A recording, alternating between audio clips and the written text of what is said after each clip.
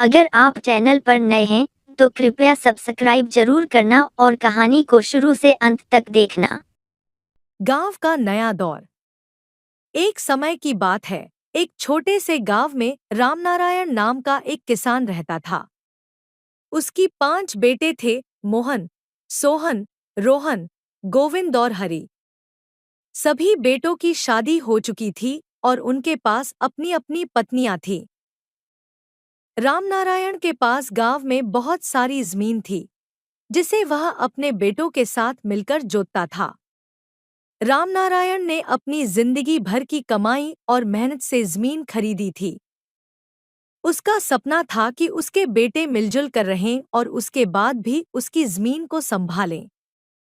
पांचों बेटे भी पिता के इस सपने को पूरा करने का प्रण करते थे। लेकिन 5 बहुओं के बीच कभी-कभी छोटे-मोटे झगड़े हो जाते थे, जिसे रामनारायण अपनी सूझबूझ से सुलझा लिया करता था। भाग 2। बहुओं का बिखराव। समय बीतता गया और रामनारायण बूढ़ा हो गया। उसकी तबीयत अब ज्यादा खराब रहने लगी थी। वह जानता था कि अब उसका समय नजदीक है। उसने अपने बेटों और बहुओं को बुलाकर कहा, बेटा, मेरी जमीन को बांटने की सोचना भी मत। यही जमीन है जो हमें एक साथ बांधे रखती है। अगर इसे बांट दिया गया तो हमारा परिवार भी बिखर जाएगा। रामनारायण की यह बात सबके दिल को छू गई। सबने वादा किया कि वे जमीन को नहीं बांटेंगे और एक साथ रहेंगे। लेकिन रामनारायण के जाने के बाद स्थिति बदल गई।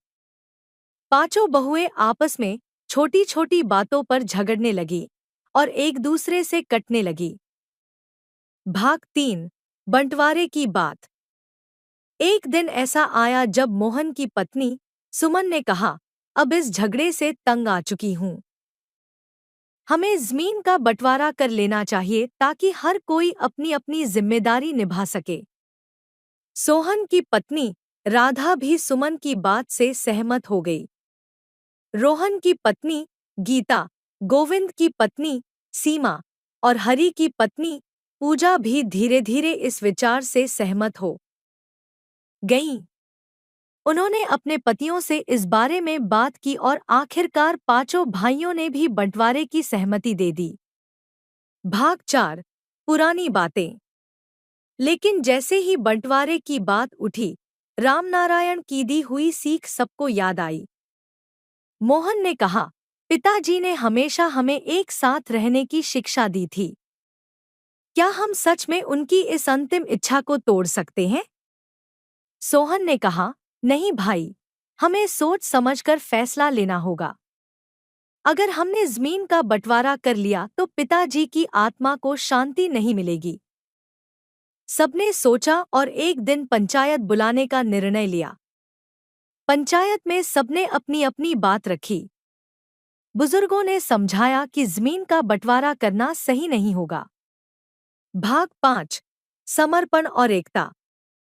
बहुओं ने भी अंत में समझा कि रामनारायण का सपना और उनकी सीख कितनी महत्वपूर्ण थी। उन्होंने फैसला किया कि वे अब से मिलजुल कर रहेंगी और छोटी छोटी बातों पर झगड़ा नहीं करेंगी। पंचायत के बुजुर्गों ने भी उनके इस फैसले की सराहना की और उन्हें आशीर्वाद दिया। पांचों बहुओं ने एक दूसरे से माफी मांगी और एक नई शुरुआत करने का वादा किया। इस प्रकार पांचों बहुओं ने अपनी समझदारी से परिवार को एकजुट रखा और रामनारायण के सपने को साकार किया। उनका परिवार फिर से खुशहाल हो गया और गांव में उनकी एकता की मिसाल दी जाने लगी। इस कहानी से हमें यह सीख मिलती है कि एकता और समझदारी से हर समस्या का समाधान संभव है और परिवार की खुशहाली के लिए एकजुट रहना बहुत महत्वपूर्ण है।